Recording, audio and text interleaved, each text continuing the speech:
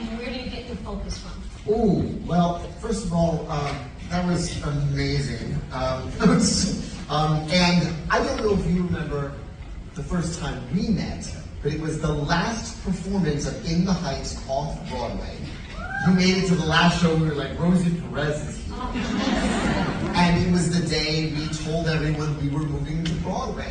And the way I told everyone was like, grab the removing sign off Daniela's salon and just held it up. And so I had these pictures with you on that day. I'm just levitating. And that was the beginning of the rest of my life that day. But in terms of drive, I think it starts with In the Heights because I think a lot of the drive is fear-based. I grew up loving theater. My parents had cast albums and Gran Convo albums and Blade's albums. That was what we listened to. And I loved musicals. I loved being in the school play. I was in Godspell and I was in Pirates of Penzance. And as I started studying theater in college, I realized the roles don't exist for me to make a living in the art form that I love. They just don't exist. I don't dance well enough to play Bernardo. I never get past this Paul in the chorus line, and that's kind of it. And at that point, I had memorized every John Leguizamo one-man show that was on HBO. I memorized Spicorama. I memorized Mambo Mouth. And I think, so first of all, I think I chose really good heroes to emulate because Leguizamo didn't wait for permission. He just played all the members of a family and wrote it and put it up. And there I was singing on HBO.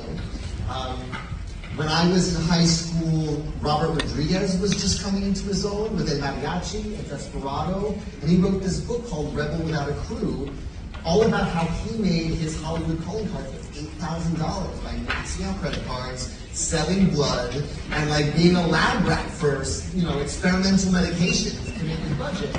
And both of those folks were kind of examples of like, don't wait for permission. Just get started making the thing you have to make. And so really In the Heights came out of fear. It was like, all right, no musicals really exist that I would get a part in the real world. So I got to start writing. And I started writing In the Heights when I was 19 years old. Nothing from that version survives in the movie. But in Washington Heights, that's it. It was a very different show. It was literally sophomoric because I was a sophomore. And so and then I just started working on that. I was lucky enough to find great collaborators right out of school.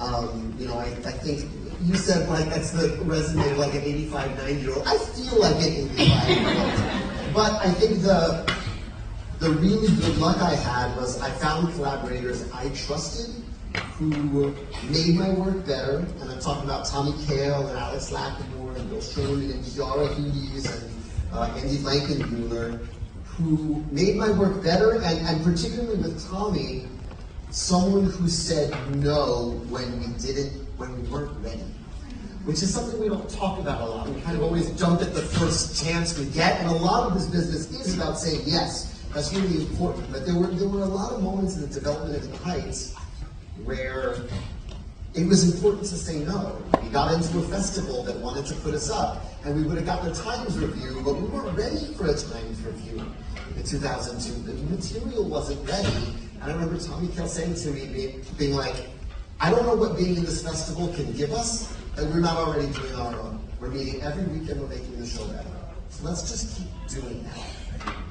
And that allowed us to incubate more and allowed us to really not burst into the world before we were ready. And I think with every project that you listed, there's 10 more that didn't make it.